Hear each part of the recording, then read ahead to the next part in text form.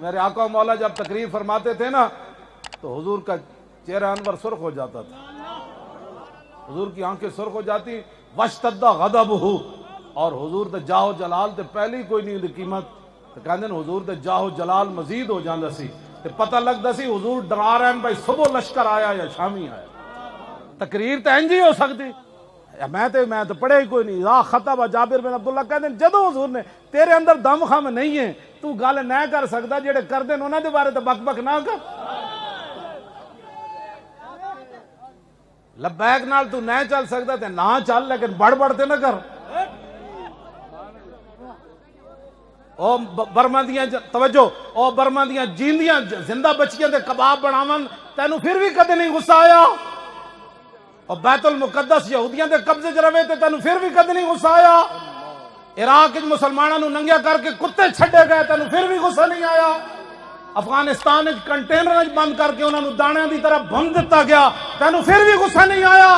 ایک چوڑی حضور کے خلاف گل کرن والی انہوں نے بڑے اہتمام نال باہر بھیجا گیا، اور فرانس دے صدر ہاؤس دے اوتے بینر بنا کے لکھ رہا انہوں ویلکم ویلکم کہندے رہے، اور تینوں پھر بھی غصہ نہیں آیا؟ مسجد تو سپیکر اتر گئے تینوں پھر بھی غصہ نہیں آیا؟ دینی مدارس بند ہو گئے، سورہ انفال تے توبہ کٹ دتی گئی، تینوں پھر بھی غصہ نہیں آیا؟ ممتاز قادری تختہ دار تے جھول گیا اور تینوں پھر بھی غصہ کد نہیں آیا؟ ڈاکٹر عافیہ صدیقی اج 20 سال ہوئے ہر روز وہ دیوار نال کن لاندی کہ ہنے کوئی محمد بن قاسم آ رہا ہونا۔ وہ دی امی نے مینوں دسیا بھائی ہر روز امریکی مذاق کر دین، راتی محمد بن قاسم نہیں سی آیا۔ تسی مڑ کے ساڈے خلاف گلاں کرندے ہو بہ کے گھراں چ۔ یہ تو شکر کرو کہ لبیک دی تاریخ موجود ہے، ورنہ قیامت والے دن تے مسجد وزیر خان دا ہی تسی جواب نہیں سی دے سکنا۔